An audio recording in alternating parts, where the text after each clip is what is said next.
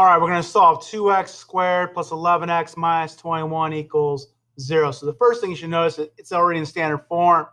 It's good to go. So now we want to factor 2x squared plus 11x minus 21. Always look for GCF first. Boop, no GCF. All right, so this is when the a value is not 1. It's a little bit more challenging factoring. Let's do it. 2 times negative 21 is negative 42. And then 11 is the b value. Oh, it's a little bit harder here. So I need two numbers. I know one's positive, one's negative, and the difference has to be 11. So the factors are pretty far apart. So if you're thinking 1 and 42, that's too much. 2 and 21, that's too much. 3 going to 42, no. 4, oh wait, 3 does. 3 and 14. 3 and 14. Oh, that's a tricky one. I bet you that got a lot of you. 14 and 3 is not one we think of every day, right?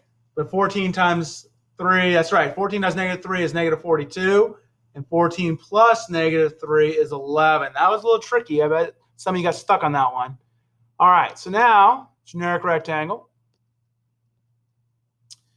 And the upper left box is 2x squared. Lower right box is negative 21. And what do these tell us? It tells us the x. So this box is 14x. This box here is negative 3x. So everything inside my generic rectangle equals that trinomial, right? When we combine like terms, the 14x and negative 3x is how we get 11x. All right, let's factor. So let's start in the upper left, going across. What's the GCF of 2x squared and 14x? That's 2x, right? And then going down, what's the GCF of 2x squared and negative 3x? Just 1x. All right, 2x times what is 14x? 7. All right, x times what is negative 3? Negative 3. Now double check your last box, the bottom right box. 7 times negative 3 is negative 21. That's right. So there we go. We're going to have our factored form. 2x minus 3 multiplied by x plus 7 equals 0. Again, we just factor the left side of the equation. Right side still equal to 0. So now we can do zero product property and solve this. So we're going to go 2x minus 3 equals 0. Add 3 to both sides. 2x equals 3. Divide by 2. X equals 3 over 2. All right. X plus 7 equals 0.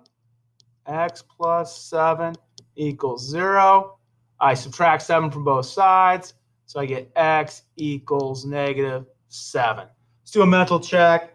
Negative 7 squared is positive 49. 49 times 2 is 98. All right. Positive 98. And then 11 times negative 7 is negative 77. All right. Negative 77 and 98, difference of that is 21. So 21 minus 21 is 0. 0 equals 0.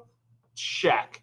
And the 3/2 I'm not going to do right now here mentally. I have to write that one out, so I'm going to save time, not do that one right now.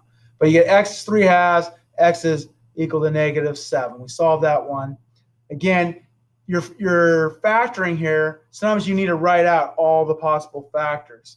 And if you miss one, you got to go back. Did you jump one? It'd be easy for me. I almost did it. I almost jumped 3. I went 3 now. Oh, yeah. 3 times 14. So let's say I jumped it. I went to 4 or 5 and went on. Then you didn't find anything. You have to think, did I skip a factor possibility? You can pull out your calculator at that point and start saying, does 42 divided by 3? It's 40, and do it that way to figure out the other factors.